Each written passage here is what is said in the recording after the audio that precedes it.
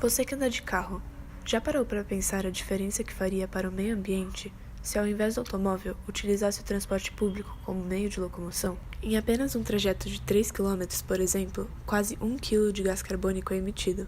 Quantos quilômetros você anda por dia?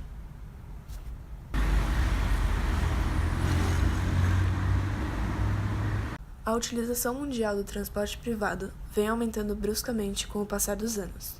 O número de carros não para de crescer no país. Em São Paulo, já são cerca de 8 milhões.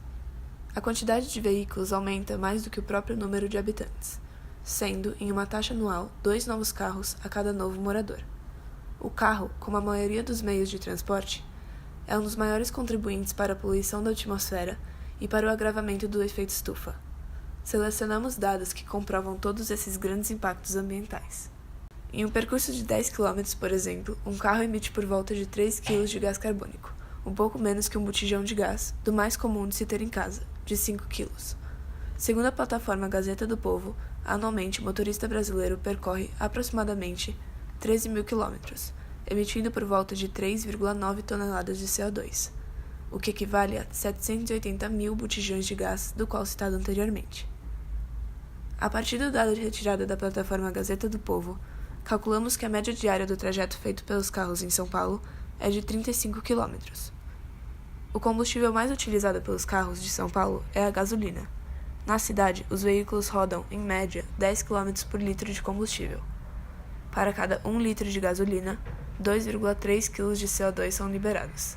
Sendo assim, cada pessoa consome em média 3,5 litros de combustível por dia, totalizando em uma emissão de 8 kg de CO2. Já um ônibus comum, na cidade de São Paulo, consome em média 100 litros de combustível por dia.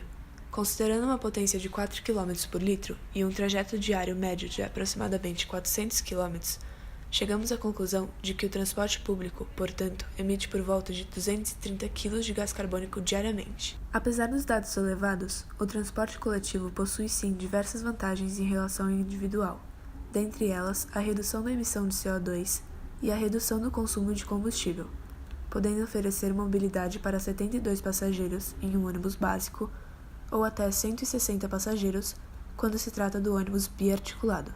Há também a redução do trânsito, não só por conta da diminuição do volume de veículos nos centros urbanos, mas também pelas faixas exclusivas de ônibus, priorizando seu trajeto.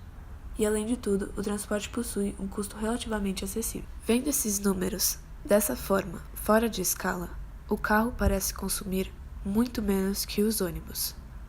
Porém, enquanto há 8 milhões de carros, há somente 14 mil ônibus, ou seja, há um ônibus a cada aproximadamente 570 carros, e a cada litro de combustível consumido por um ônibus, são consumidos 520 litros por carros. A cada 2,3 kg de CO2 emitidos por um ônibus, 1.196 são liberados por carros.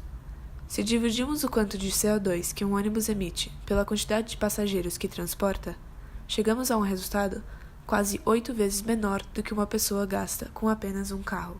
Em vista disso, fizemos uma pesquisa para ver como isso se refletia no nosso ambiente escolar, tendo como pergunta norteadora quais são os impactos ambientais evitados por meio da utilização do transporte coletivo da escola da vila.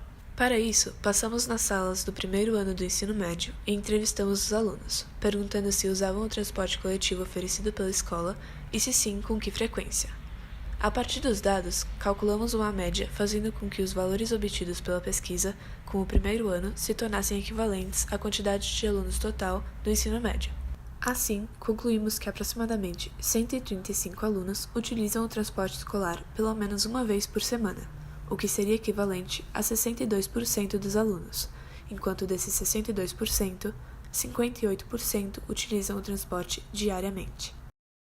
Considerando esses valores, em média, 38% dos alunos se utilizam de outros meios de transporte para sua ida e vinda do ambiente escolar. Somando o número de ônibus escolares e seus respectivos trajetos, calculamos o seu percurso diário aproximado, chegando a valor de 89 km. Tendo em vista o diesel como combustível utilizado e a potência de 10 km por litro, os ônibus escolares do ensino médio consomem diariamente quase 9 litros de combustível, O diesel gera aproximadamente 2,6 kg de gás carbônico por litro consumido, ou seja, a emissão desse gás será de 23,14 kg por dia. Depois, calculamos o quanto seria consumido se todos os alunos que usam transporte escolar viessem de carro, considerando um carro por pessoa, totalizando uma média de 144 carros. Criando uma média entre os possíveis combustíveis e trajetos, chegamos à média diária de 1,2 litros de combustível consumido e 3,12 kg de CO2 emitido por veículo. Passando isso para a escala de 144 carros, a média seria de 172,8 litros de combustível e 449,8 kg de CO2. A partir desses dados, descobrimos que o consumo dos ônibus escolares equivale a 5% do que consumiriam de carro todos os que usam transporte coletivo. Então, calculamos o quanto seria reduzido se todos aqueles que usam outros meios para sua ida e vinda usassem os ônibus escolares. Supondo que cada uma das 81 pessoas que não usam o transporte escolar vá para a escola de carro, o consumo diário total de combustíveis seria equivalente a 97,2 litros, e a emissão de gás carbônico seria de 213,84 kg. Considerando que o consumo do transporte escolar equivale a 5% do consumo dos carros, o consumo de combustível seria reduzido em 92,34 litros e a emissão de CO2 em 203,15 kg. A infraestrutura das cidades foram realizadas em função do automóvel e não para o transporte coletivo, e por isso é preciso investir no transporte público, tanto em qualidade quanto em quantidade. A deficiência no transporte público de São Paulo desestimula sua utilização, levando as pessoas ao transporte individual. Um dos principais gases responsáveis pelo aquecimento global é o gás carbônico, e segundo pesquisas, uma das principais causas desse fenômeno é a queima de combustíveis fósseis, que alimentam a atividade industrial e a rede de transportes em todo o mundo.